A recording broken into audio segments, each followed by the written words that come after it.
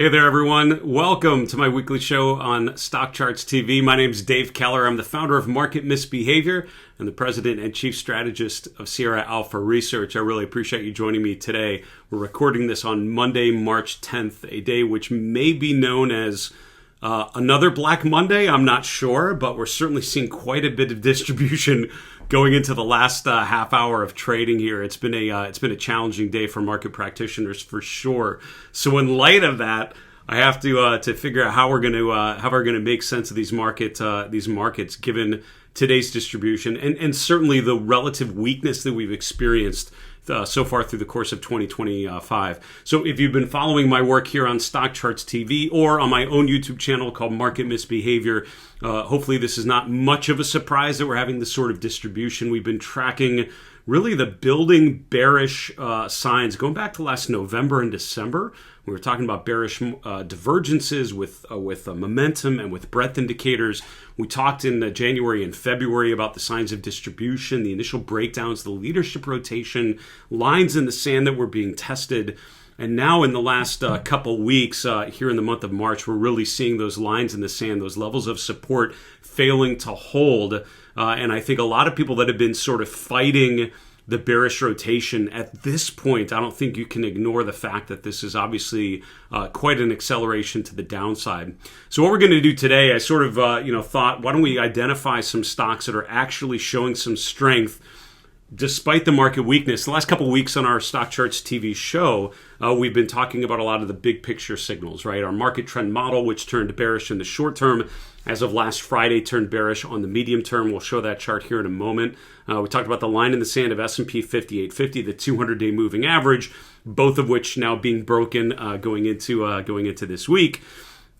So let's go from macro to micro and talk today about how we can use the Stockcharts platform to identify some names actually managing to show some strength. I'll show you how I found these 5 particular names and what the maybe potential opportunities could be focusing on them here going forward.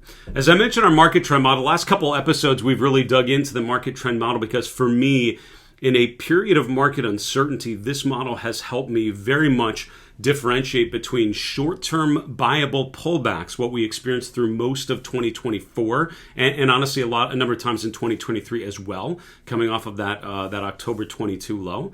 And then differentiating that from a bigger, more significant drawdown. And what we talked about and what has really changed here in the last couple of weeks is that our medium-term model has now finally turned bearish. And it turned bearish as of last Friday's close. I update my model every Friday after the close. So last Friday, that was the first time we've had a sell signal from our medium-term model since September of 23. That was during that August-September kind of pullback phase toward the going into the fourth quarter of 2023. So what happened a number of times in 2024 was the short-term model turned bearish, the medium-term model remained bullish, and those are sort of these pullbacks, right? The short-term pullbacks within the long-term primary uptrend. What I often reminded you of then, and what I'm now telling you, is that the way that I sort of define a short-term pullback within a long-term uptrend is the short-term model turned bearish, the medium-term model remains bullish. That is no longer the case, and as of last Friday, the short-term model turned bearish a couple weeks ago. The medium-term model now turning bearish as well. Now, while that on its own does not guarantee we're going to have like an X% move or anything like that, it certainly tells me that what we're experiencing now in February and March of 2025 is different than the pullbacks we experienced in 2024. And what I found is a lot of investors going into this week appear to still be treating it as a buyable dip because that's worked so well. And I don't blame you because that's it's called the recency effect, right? We see a pattern, we see a move, we just sort of assume that that's going to continue. And a lot of times that serves you quite well because you would have bought all those dips in 2024 and good for you for doing so. The kicker, though, is trying to differentiate a short-term buyable pullback to something that's more significant. I think what we're seeing now this week really suggests that this is perhaps the beginning of something a lot more significant. So if what I just described with the medium-term and short-term market trend models does not make sense check out my recent shows here on Stockcharts TV, where we dug into that model in a lot more detail and talked about how to differentiate those different signals. Now, on the daily chart of the S&P, it was all about the 5850 level. We call that our line in the sand, really going back to last November. So remember, as we're like pushing up above 6,000 for the first time, we put this horizontal line on our chart and said, all right, as long as we remain above 5850 on any pullback, we're in a good shape. We're still in an uptrend. And we had a number of pullbacks here in December and in January, and even this one in early January that actually broke below that level for a day or two. But we never really followed through, right? Once we closed below, we never had any further deterioration. We sort of saw buyers coming in, and we did not see that this time, right? And I think, again, that's one of the many things that looks different here as we get toward the end of the first quarter of 2025. Over the weekend, after last Friday, what I was telling my market misbehavior premium members was, now that 5850 is broken, the 200-day moving average, the 38.2% retracement, it's all around 5,700 to 5,725. Let's see if that can hold. And if not, I think we go to 5,500. And last week's show on Stockcharts TV, we talked about how we derived that downside target of 5,500. So again, go back to that one if you want to review in a little more detail about how we derived it. But it's based on a couple things, mainly Fibonacci retracements based on this August to December rally phase, and using that as a framework with which to identify some downside targets. We got almost halfway there just today on an intraday basis. Currently, we're bouncing a bit in the 3 p.m. Eastern hour, but I would certainly think of 5,500 as a logical next step, at which point we reassess. Also note the RSI is getting close to an oversold condition. It was briefly oversold earlier today with the bounce in the afternoon. We're currently no longer oversold, so I would keep an eye on that on a closing basis to see if we finish below that oversold level. So, what is that? So what do we do now, right? What do we do in this environment? And I've had a lot of questions. Okay, the market is indeed going down, as we talked about could happen. Now what? Like, what do you do? So my general comments, people, is number one, not a recommendation, right? Do your own work, do your due diligence, consult financial professionals. As always, these disclaimers, I think, are especially relevant in this particular environment. I'm certainly not trying to tell you what to do at all. What I would tell you, though, is in my own portfolios, I've been getting a lot more defensive, and that's been happening in the last couple of weeks. As all of these building signs have been building, I've started to lighten up, and as we've really accelerated here in the last couple of weeks, I've gotten way more defensively positioned. So what does that mean to get more defensive? That means, a couple things. Number one, you sort of take off very risky bets, so higher beta, leveraged kind of bets. So which I don't have a lot. I don't use leverage much at all, but any sort of higher beta, meaning higher risk, meant to help you capitalize on an uptrend. Like, this is not the time where that tends to work pretty well, because things that outperform on the upside tend to get crushed even more on the downside. So you want to lighten up on aggressive bets, as always, if the chart tells you to do so. The second thing, you get to defensive areas of the equity markets, and those would be defensive sectors like utilities, consumer staples, healthcare, real estate. These are kind of lower volatility, more conservative areas that tend to pay a higher dividend. The third thing you want to do is look at uncorrelated assets to equities, things that could provide some stability. The bond markets have been doing quite well in 2025, rotating to bonds or cash-like money market kind of bond things. Gold and precious metals, things that have a low correlation to equities. Those are the types of things that generally can be good defensive bets if you're concerned about market downside.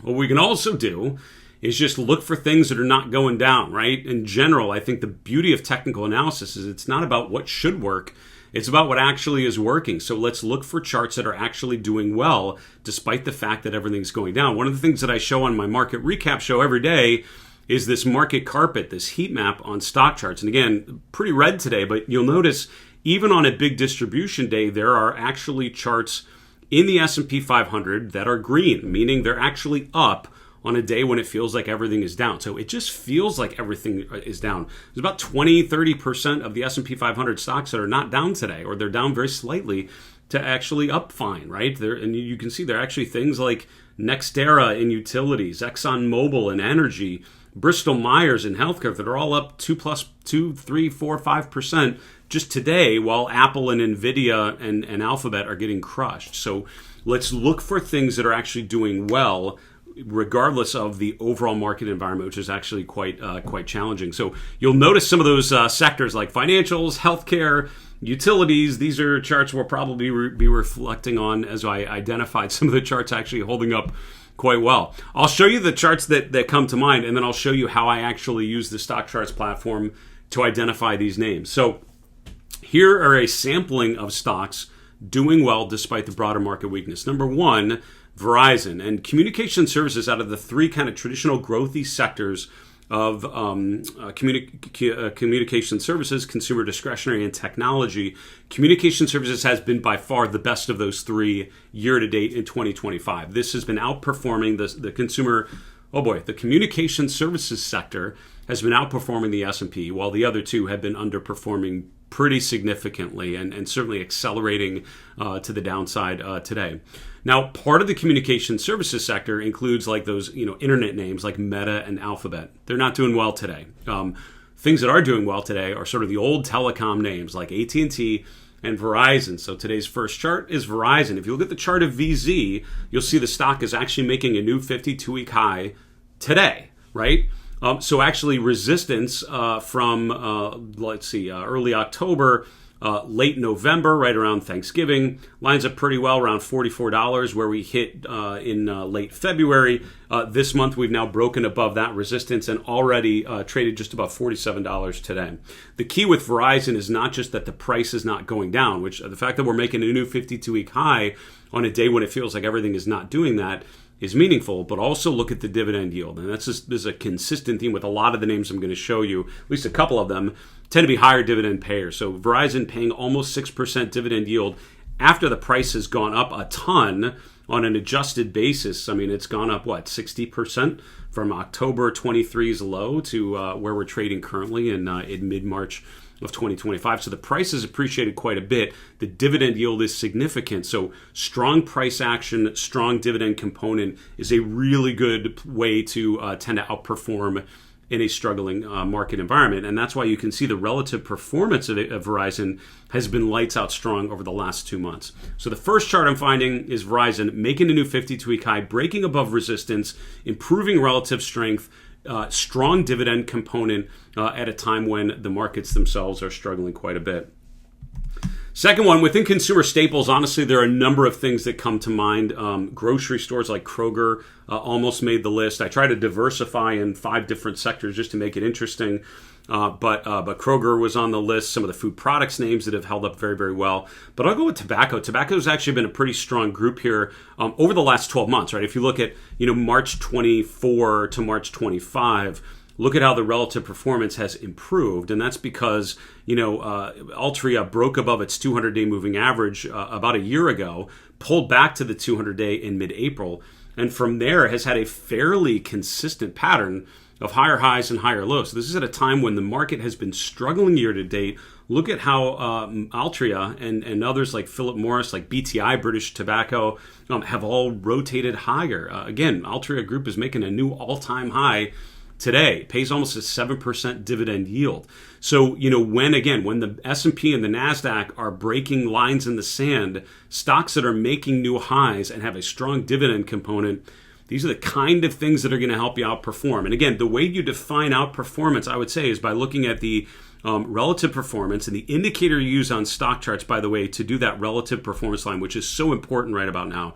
There's an indicator called price-performance. And you want to use this format, $symbol : SPY. And that basically just means I want the relative movement. I want the ratio of whatever symbol I bring up on this chart versus the S&P 500 ETF. So if the line is going up, that means the stock is outperforming. If the line's going down, that means the stock is underperforming. And a consistent theme with all 5 of these names I'm showing you are the fact that the relative strength lines are improving quite a bit in the last 6 to 8 weeks. And that, for me, is how you survive a market like this. If you're still going to own individual stocks, own things where the relative strength is going higher. That is how you outperform in a down market. That's how you survive and thrive and preserve capital at a time when the major averages are going down. This is where you have an opportunity, actively managing a portfolio to be in things that are not going down or not going down as much as the benchmark, and that's where you have an opportunity to outperform passive investors that just sit in the S&P and the Nasdaq. They're not feeling great right now, right at the moment, because their assets are going lower, and they don't really have anything to do because they're not managing it actively. If we can rotate into things that are doing well, that's how we have the opportunity to outperform, and that's how active money managers, big money managers that I've worked with at times in my career, that's how they survive. And indeed, bear markets are often where they really generate quite a bit of outperformance, because you can rotate into things that are doing well while the benchmarks are not. So Altria Group, MO, tobacco is pretty good. Now, why is a company like Altria doing well?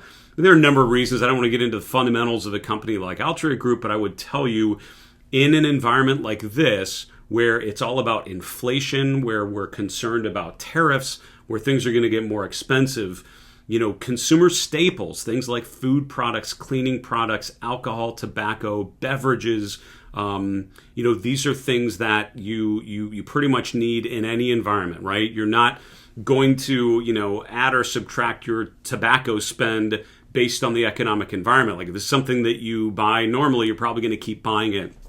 So consumer staples are relatively immune to economic forces, immune to inflation, because you're probably going to keep buying it. And it's also not like, the example I like to share with people is, like, it's not like when the market is really good. It's not like when you have a lot of extra cash, you upgrade and buy the really good toilet paper. You probably have a brand of toilet paper or milk or beverages of whatever sort. You probably have that stuff you just kind of normally have around, and you're probably just going to keep doing that. Once you find something you like, you just keep doing it, regardless of what's happening. Consumer discretionary, it tends to be a lot more fluid, right? So if things are good and if you have extra money, you might buy nicer clothes or take longer trips, or take a bigger trip to Europe or whatever it's going to be. And when times are tight, you might not opt for those discretionary choices, but consumer staples are kind of always there. And so that's why this sector in particular is featuring a lot of strong charts right now, because they're tending to do well, and investors know that, which is why they're scaling into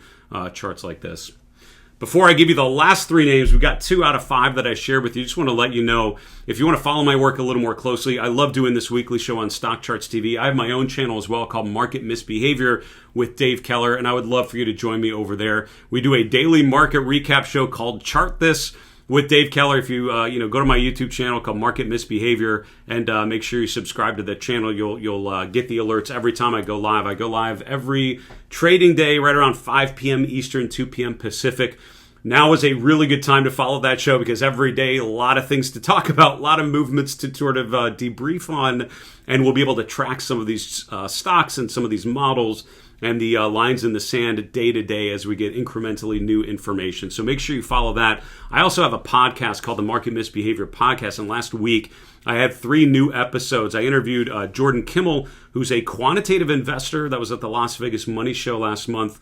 We talked all about his magnet method, which is a quantitative method combining fundamental and technical criteria, which was really interesting. Keith Fitzgerald, who's just a very optimistic investor. We talked about positivity and mindset. We also talked about being a proactive investor instead of a reactive investor. And I think his words of wisdom are very attuned to the current market environment. We also talked with some really thoughtful macro strategists like Christina Hooper of Invesco, Lindsay Bell of Clearnomics. So again, check out those interviews on our YouTube channel. Also Jay Woods, who I don't think any of these individual names we talked about. We did talk about one of these stocks, but I don't know if we actually showed the chart. So make sure you check that one out as well. All right, so we talked about 2. We talked about Verizon. We talked about Altria Group, ticker MO. Let's talk about the third one, which would be AutoZone. Consumer discretionary in general is struggling, but there are a couple pockets of consumer discretionary that are actually doing quite well. And I love charts like AZO that if you did not know that the market environment was incredibly challenged, if you did not know that the world was ending here on Monday, March 10th with an aggressive sell-off led by growth stocks, you wouldn't know it looking at the chart of AutoZone Nevada, right? AZO. This is a stock, again, making a new all-time high today.